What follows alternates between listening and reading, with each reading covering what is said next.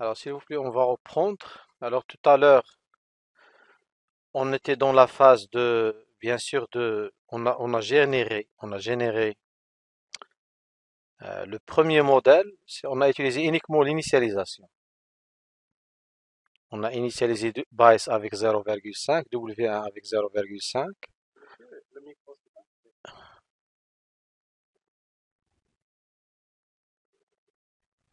Le micro et le partage.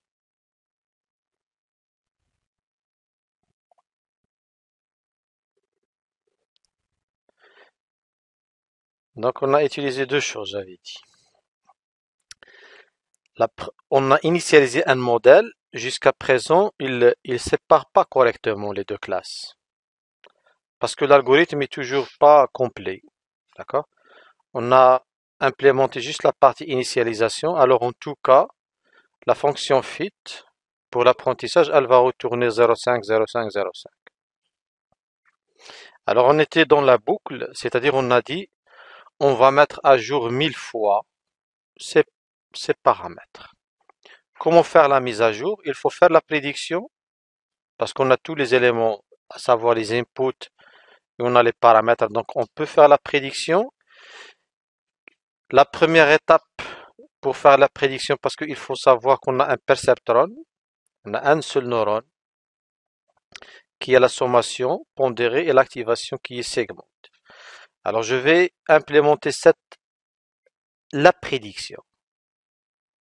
Donc au début, il faut calculer la somme pondérée. Alors c'est quoi la somme pondérée? Tout simplement, c'est x, et x, nous l'avons déjà, c'est W1 fois x plus W2, W1 fois x1 plus W2 fois x2, plus base.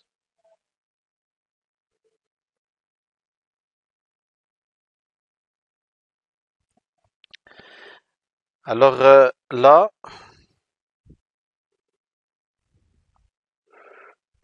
il est où mon x? Il est où le x? Il est là, le x, le x, le x.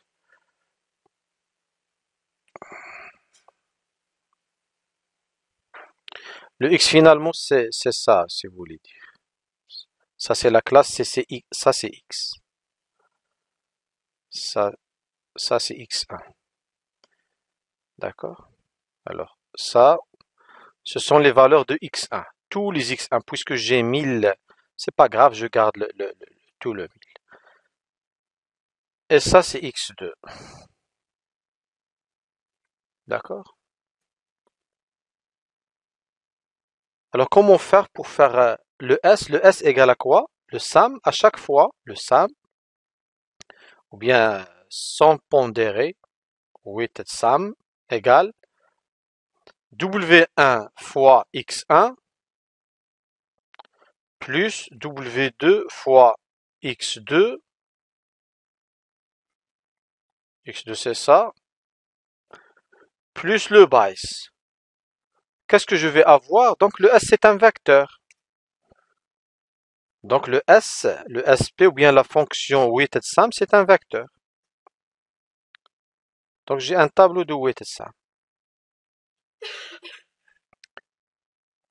Qu'est-ce que je vais faire avec ce weighted sum? Je dois l'activer.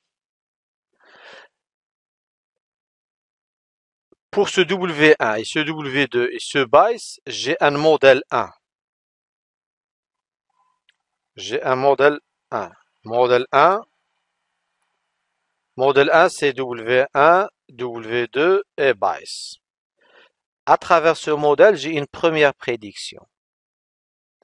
Plutôt, j'ai fait la somme pondérée. Qu'est-ce que je dois faire pour la somme pondérée? Je dois faire l'activation. L'activation, c'est sigmoid WS. Qu'est-ce qu'elle va me, qu'est-ce qu'elle va me retourner? Un tableau de valeurs. Ces tableaux représentent quoi? Représentent les probabilités. Regardez, j'ai un tableau de probabilités. Toutes les valeurs sont comprises entre 0 et 1. D'accord?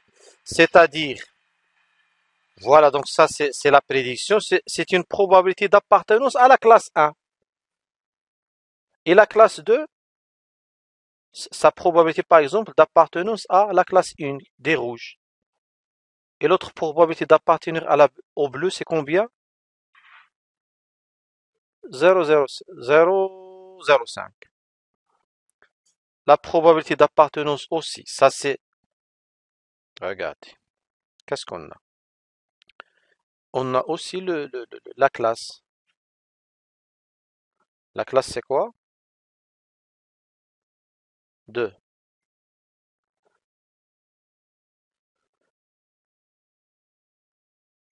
J'attends 0. J'attends une probabilité 0. Et qu'est-ce qu'il m'a retourné? Elle est où?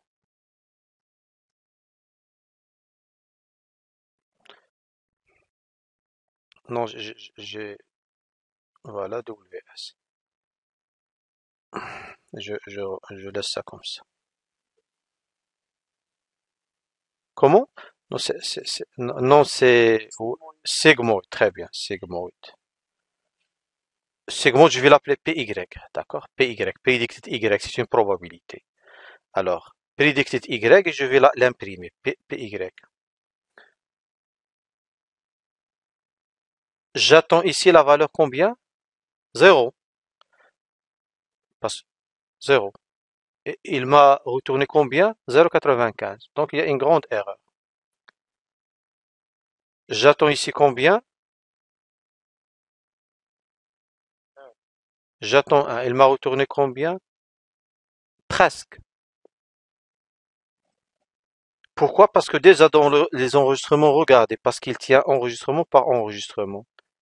Il va prendre par exemple celui-là et celui-là, je sais pas, ça dépend. Non, le modèle il est où? Il a pris par exemple cette valeur et cette valeur. Il a pris deux choses. Une, elle est bien classée et l'autre non. Parce que l'autre, elle se trouve déjà en dessus. Mais l'autre, le rouge, non. Oui?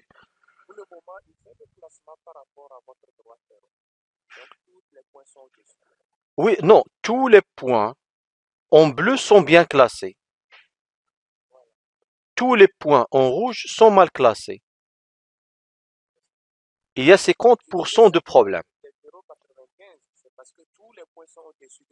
Non, c'est pas tout le point. Pour un point donné, c'est-à-dire pour le premier point, cette probabilité, regardez, si je vais regarder, je vais tenir en compte PY et je vais prendre en compte 0,0. Il va retourner euh,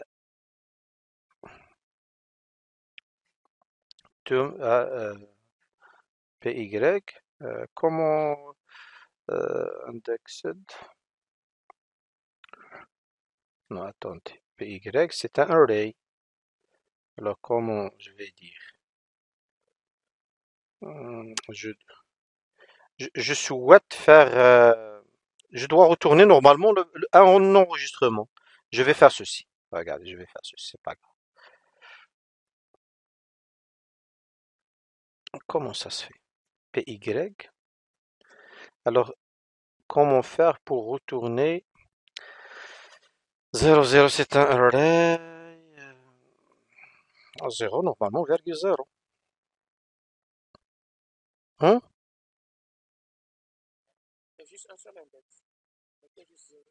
Ah oui, parce que ici, j'ai un tableau d'une seule dimension. Oui, très bien. Oui, oui, oui, bien sûr. Je dois retourner 0.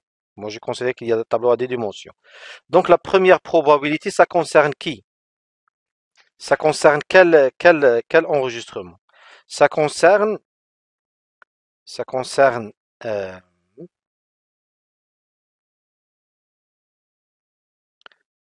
ça c'est 0, 0, d'accord? Virgule, ça c'est le x1 et ça c'est x2, x1, x2. On a dit x1, x2, la classe. C'est-à-dire les coordonnées sont les suivantes. 0,7, 4,2. 0,7, 4,2, c'est un point. Il se trouve où 0,7, 0,7, 4,2. 0,7, c'est à partir d'ici. 4,2, c'est peut-être celui-là. D'accord? C'est celui-là peut-être. D'accord? C'est cet enregistrement parce que c'est le premier. Elle est classée où? En réalité, c'est quoi la réalité? C'est quoi la réalité ici? La réalité, c'est,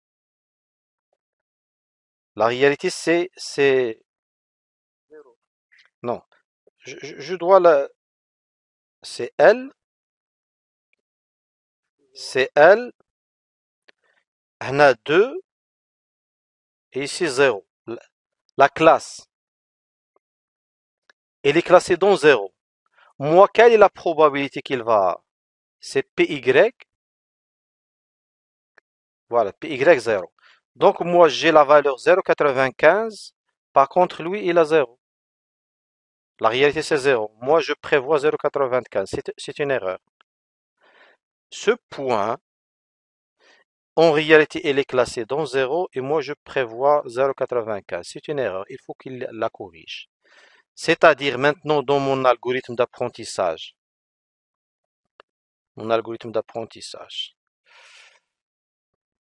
qu'est-ce que je dois faire?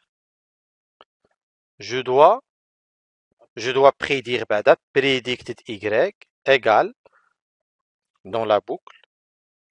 Qu'est-ce que je vais mettre? Égale à weighted sum égale à sigmoid. Comment? J'ai pas encore calculé weighted sum. Donc l'objectif est d'avoir py égale à sigmoid sum, la deuxième partie des neurones, c'est-à-dire ici. Mais je dois calculer le WS. Le WS égale à combien? Le WS égale à base plus W1 fois X1. Et X1 c'est quoi? C'est L tous les enregistrements, virgule 0. D'accord? Plus W2 fois tous les enregistrements, virgule 1. D'accord? Et j'ai le WS, j'ai l'activation et je peux avoir l'erreur. Je peux calculer l'erreur. L'erreur c'est quoi? C'est PY moins la réalité elle est où? Error. Error égale PY moins réel. Réel c'est quoi? Se trouve dans la troisième colonne. 0, 2. Non, 2. Tous les gens le sont parce que je vais calculer des vecteurs. Je vais ici faire uniquement, je vais faire 2 itérations. D'accord? 2 itérations pour comprendre, simplifier l'affichage. Donc ici, je fais print. Comment? On fait 5? Non, je vais faire juste 2 itérations. Et ici, je dois faire epox. D'accord? Je vais avoir combien de vecteurs? 2 vecteurs. Print error, print py et print la réalité. Comment? Attends, je vais faire 2 ici. Voilà. Donc j'imprime. Predicted. Voilà. J'imprime. Actual values. Actuel. D'accord, la réalité. J'ai la réalité et j'ai la prédiction. Je peux calculer l'erreur qui est PY moins machin. Donc print error. Voilà, donc j'ai l'erreur. Ah non, monsieur, non. J'ai écrit au Google, il y a fait les erreurs. Certainement, il peut y avoir des erreurs. Alors, print, comment? Oui. Hado représente tous les enregistrements. Regarde. Pour le 2 points, représente toutes les lignes. Toutes les lignes, la deuxième colonne. Renvoie-moi toutes les lignes, la deuxième colonne. D'accord? Ça, c'est toutes les lignes. Sinon, si je vais mettre de 1 à 5, renvoie-moi, affiche-moi juste les... D'accord? Donc, pour simplifier, nous, déjà, on va minimiser le nombre. 1000, c'est beaucoup comme affichage. Donc, on va régénérer les datas.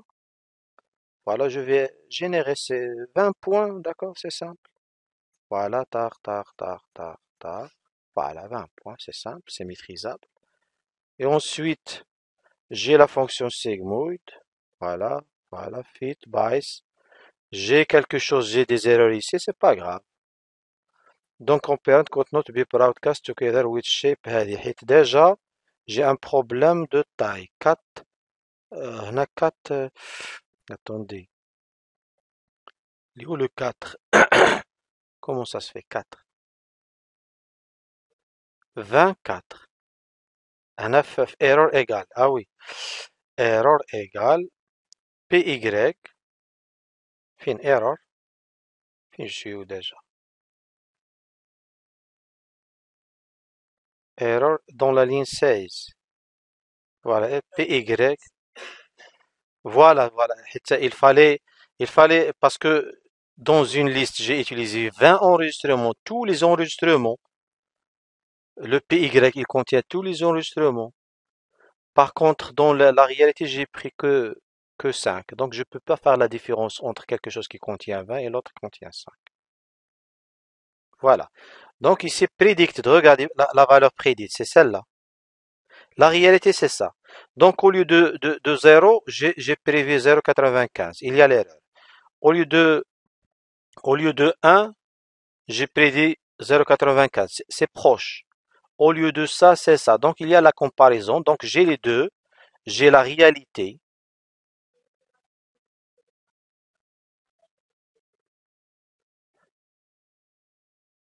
Ah oui, on n'a pas encore fait la mise à jour. Oui, c'est vrai. On a fait 20, on a 20 itérations, mais on fait toujours la même chose. On n'a pas changé. Donc l'objectif maintenant est de faire le changement. Exactement, très bien. Donc toujours on utilise les mêmes valeurs. C'est pour cela on va avoir la même chose dans la prédiction. Dans chaque itération, on a la même chose. Alors dans les deux itérations, on a la même chose. Alors maintenant, qu'est-ce qu'on doit faire?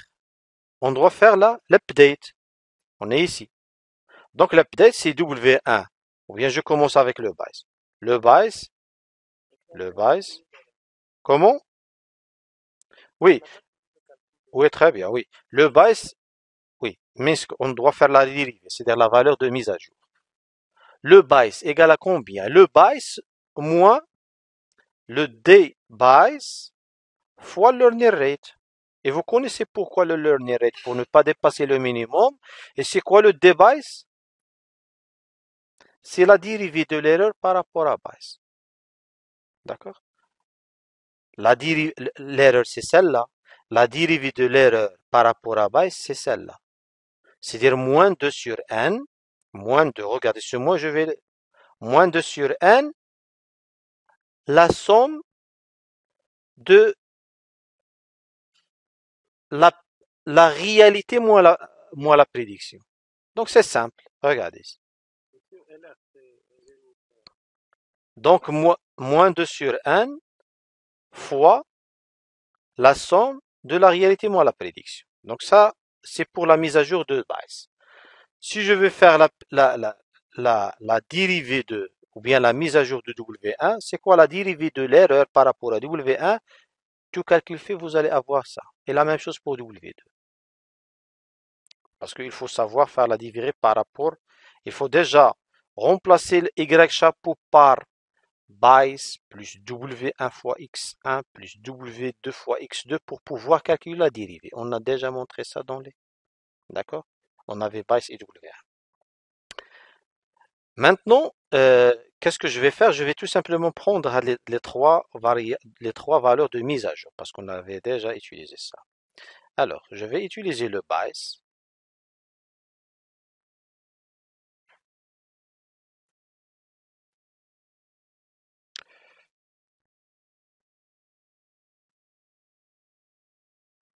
Voilà. J'ai la dérivée de la valeur de mise à jour de base, la valeur de mise à jour de W1, la valeur de mise à jour de W2. Y moins predicted Y. Est-ce que je calcule predicted Y? Voilà, je le calcule. Le Y, non, on ne le calcule pas Y. Y, c'est la réalité. Mais peut-être je l'ai mal initialisé. Voilà. Je peux mettre ça, tout simplement, Tout simplement, je peux mettre y égale à L égale à ça. C'est ça y égale à L, voilà.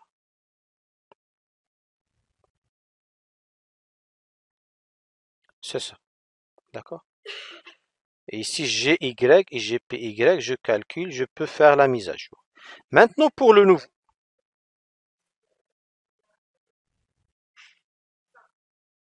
Très bien, on a L majuscule, très bien.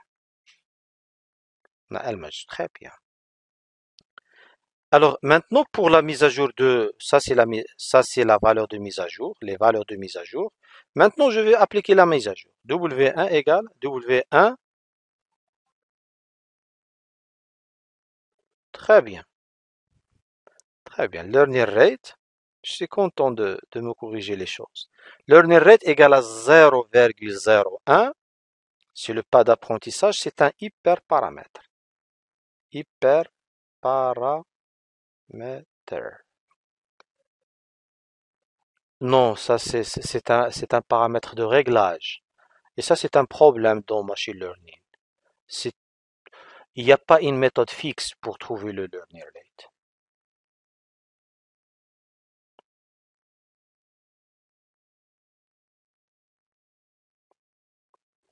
Chacun parle à sa manière.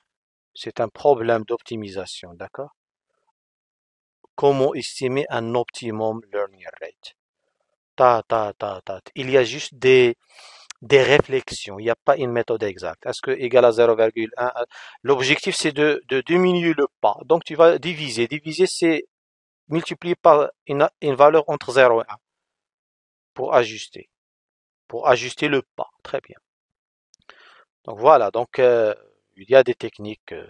Donc, mais en général, on teste. C'est un paramètre de réglage. On teste 0,1. Si ça marche pas, on le change 0,01, 0,0005.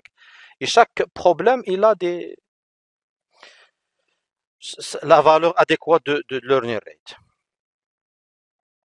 Alors, je reviens ici. J'étais là.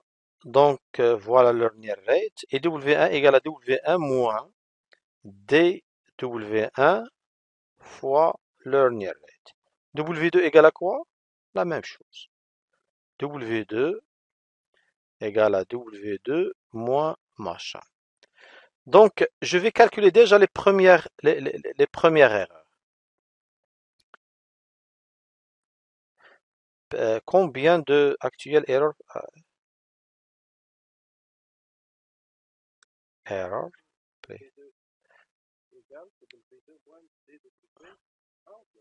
Là, 2. Bien sûr, 2 ici.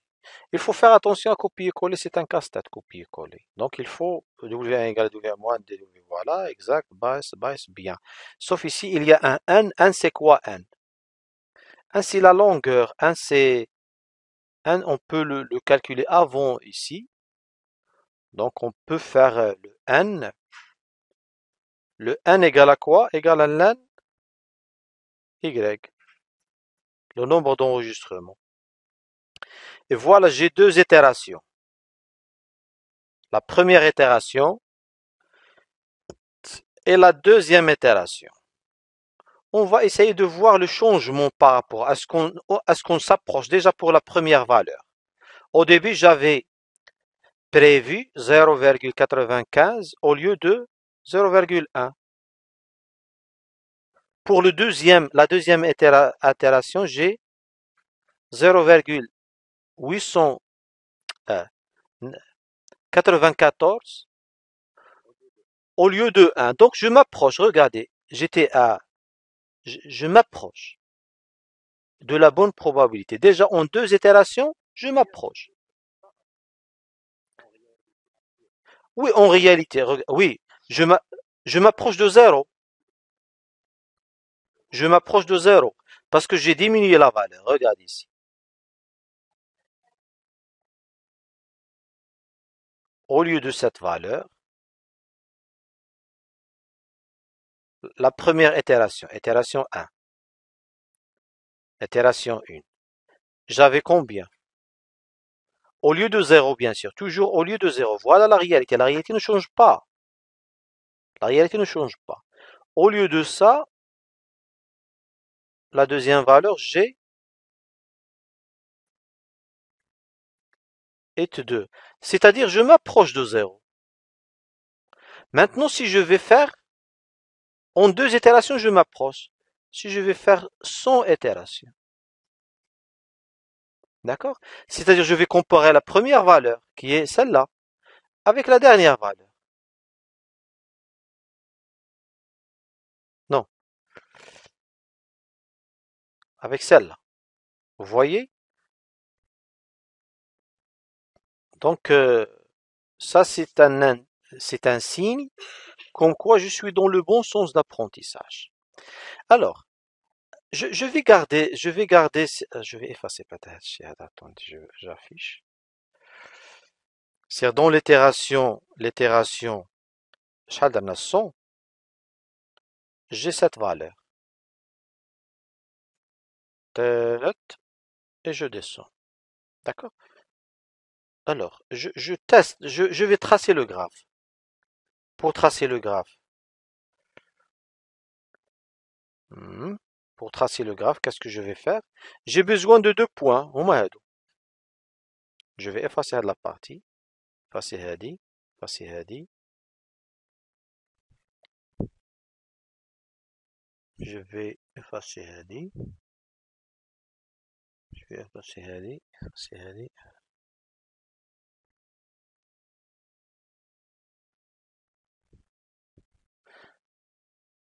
Voilà. Voilà.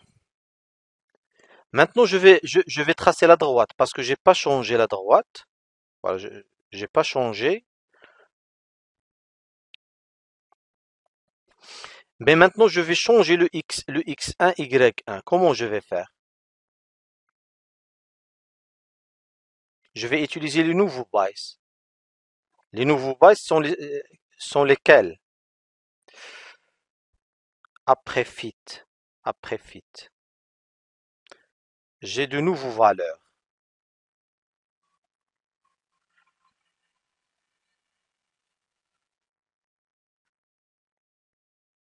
J'espère que vous suivez avec moi. J'ai de nouveaux valeurs. J'ai commencé avec 0,5. Après 100 itérations, le byte égale à moins 0,029. Le W1 égale à moins 15. Et ainsi de suite. C'est les valeurs de modèle. Le modèle a été changé. Maintenant, je vais tracer le modèle. Je vais exécuter cette partie-là en fonction des nouveaux bytes et W1. C'est-à-dire, je vais avoir de nouvelles coordonnées de la droite. Tout à l'heure, j'avais cette droite au début.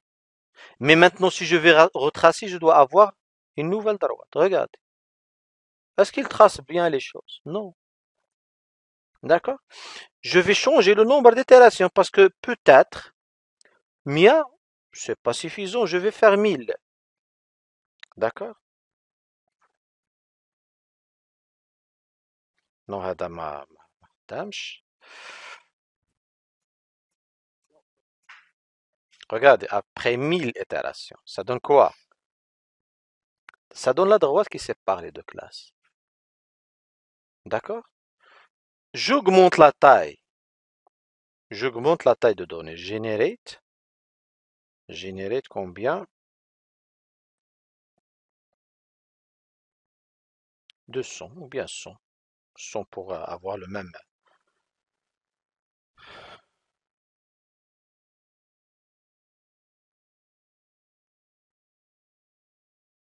Vous voyez? Déjà, il y a, d'accord? Après combien? On a fait 1000. 1000, c'est pas suffisant. L'hyperparamètre. Vous voyez qu'est-ce que je suis en train de faire? Je suis en train d'augmenter le nombre de pas, le nombre de fois d'apprentissage. Je vais l'augmenter à combien? C'est-à-dire, je vais mettre 2000, mais je vais mettre 5000. Comme ça, je suis sûr qu'il va trouver la.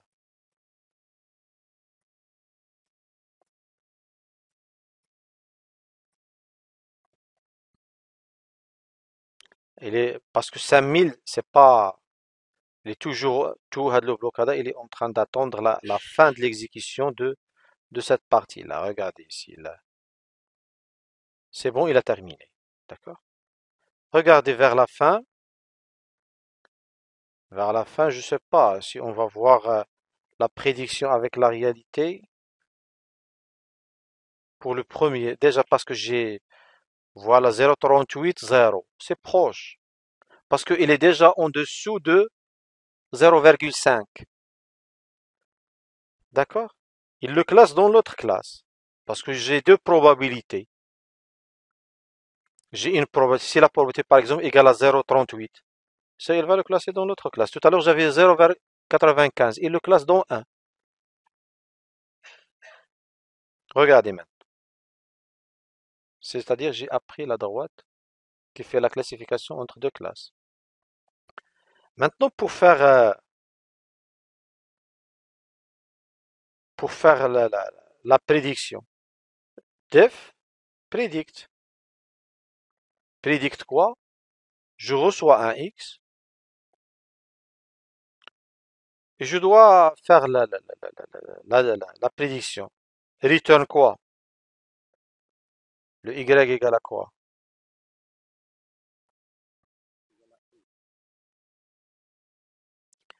Pour faire la prédiction, je dois faire quoi? W1, le mot modèle, W1 fois X1 plus W2 fois X2 plus base. Tout ça, c'est la prédiction. Predicted Y. Le X1 égale à quoi? Égale à grand X, c'est un vecteur. C'est un vecteur parce que j'ai tout un vecteur. C'est-à-dire ici, je vais mettre 0 plus W2 fois 1 plus base. Très bien, oui. Ici et ici. Plus base. Et return, ce sont des probabilités. Supposons, regardez ici, pour voir déjà décider quelle est la première probabilité, est-ce que pour la classe des rouges ou bien pour la classe 1, on va décider. On va prendre ce point 1, 1. On va trouver 1, 1. On va lui fournir 1, 1 comme x. C'est-à-dire, déjà pour avoir un enregistrement, euh, record ou bien obj, très bien, objet égale à 1p.array, d'accord? Deux dimensions, une matrice d'objets. Comme la liste, elle est à deux dimensions. Regardez la liste comment elle est. C'est-à-dire, vous voyez, c'est deux dimensions. Donc, c'est-à-dire, je vais prendre par exemple cet objet-là. Le, le, le, le, le X, il est où? Ça, si je l'ai tracé après, voilà. C'est-à-dire, je peux prendre cette forme et je fais. Mais moi, je vais prendre uniquement deux objets. Le X, je passe uniquement X1, X2. C'est pas la peine de passer la classe. D'accord? Alors, je passe X1, X2 sous cette forme-là. On a dit 1, 1. Et si je vais lui passer un autre enregistrement, je vais lui passer 4, 4. Si je dois avoir deux probabilités différentes.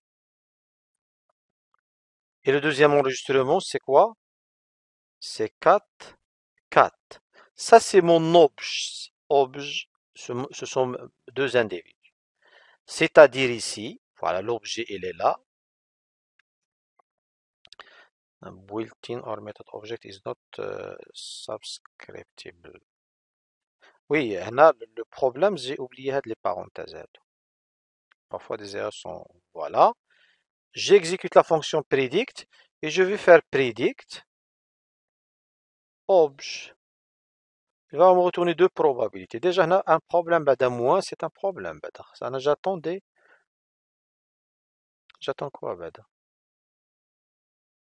PYW1 fois X1 plus W2 fois X2 plus le bias.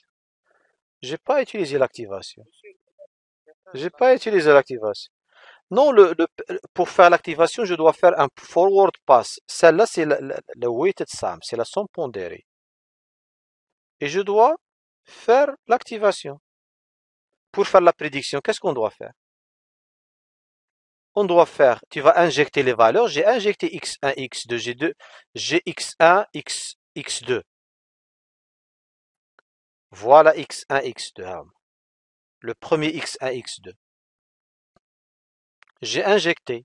J'ai le modèle. Le modèle est déjà fixé. J'ai le W1, W2. Qu'est-ce que je dois faire premièrement? La sommation pondérée. En deuxième lieu, l'activation. J'ai pas fait de l'activation. C'est pour cela qu'il m'a donné des... Moins 3, c'est la somme. C'est la somme pondérée. Regardez, parce que ça dépend de W1, W2. Regarde. Oups, voilà. Si je vais faire ceci, c'est W1 égale à combien? W2 égale à combien? Et W et bias, moins 5. Donc 1,16 fois 1 plus 1,05 fois 1 moins 5, si tu vas prendre ces calculs-là, tu vas trouver exactement la valeur retournée. Donc nous sommes trompés, qu'est-ce qu'il faut faire? Il faut faire l'activation. Donc l'activation, c'est predicted y égale à sigmoid de quoi? De WS. Et puisque je travaille avec NumPy, les opérations mathématiques sont simples. Je peux faire la multiplication des vecteurs, la sommation des vecteurs, la différence des vecteurs, même le sigmoïde d'un vecteur. Je vais supprimer ADA, ADA, ADA, et voilà. Donc je vais refaire l'exécution. Regardez. Regardez les deux probabilités. Parce que c'est toujours comment lire la probabilité, comment la lire. Comment lire? On va considérer que la classe rouge, c'est la classe C1. On va dire que la classe des rouges correspond à la classe C1. Comment lire le tableau? C'est-à-dire, je vais en classe, le premier objet, objet 1, A, C1 avec la probabilité 0,02. Comment pour le deuxième? Pour le deuxième, on classe objet 2 toujours à C1 avec la probabilité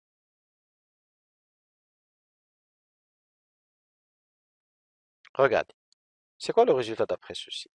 On classe objet 1 à C1 avec la probabilité 0,02. C'est-à-dire, il appartient à quelle classe?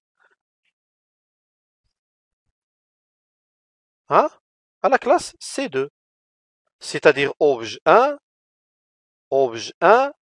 appartient à C2 parce que son appartenance à C2, c'est 1 moins 0,02. Ça donne 0,98.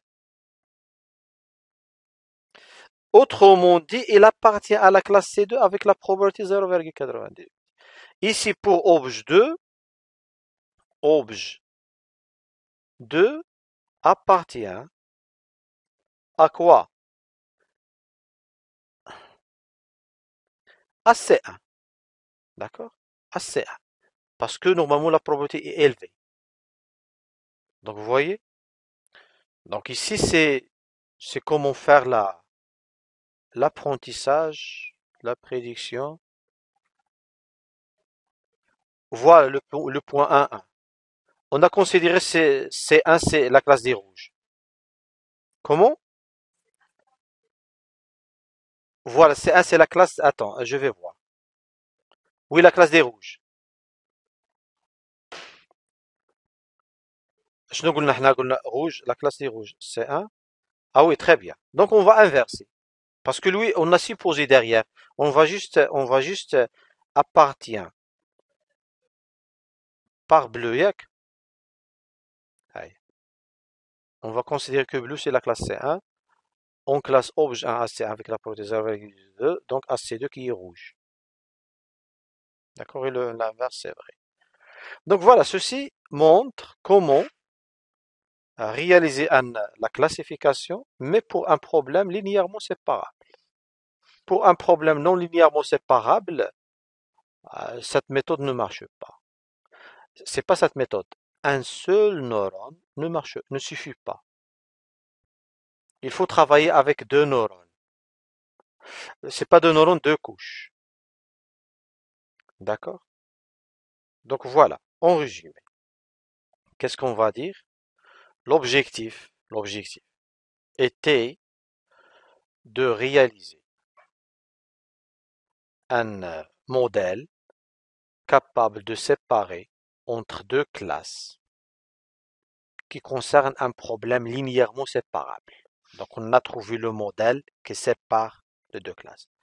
Le modèle, ça s'écrit sous forme de AX plus B, sachant que A égale à moins W1 sur W2 et le B égale à moins B sur W2. Donc si on trouve W1, W2 et le base, on trouve le modèle. Pour trouver le modèle, bien sûr, c'est une phase d'apprentissage. Pour faire l'apprentissage, il y a initialisation du modèle et faire un nombre de fois d'apprentissage. À chaque fois, ou bien à chaque itération, qu'est-ce qu'on fait? On fait la prédiction, on calcule l'erreur, on met à jour les poids. D'accord? Donc c'est comme ça qu'il faut voir les choses. Donc voilà, donc je vais je vais vous donner un peu de temps, je vais vous envoyer le document et essayer de faire vous-même des petites implémentations qui concernent ce même problème. Voilà.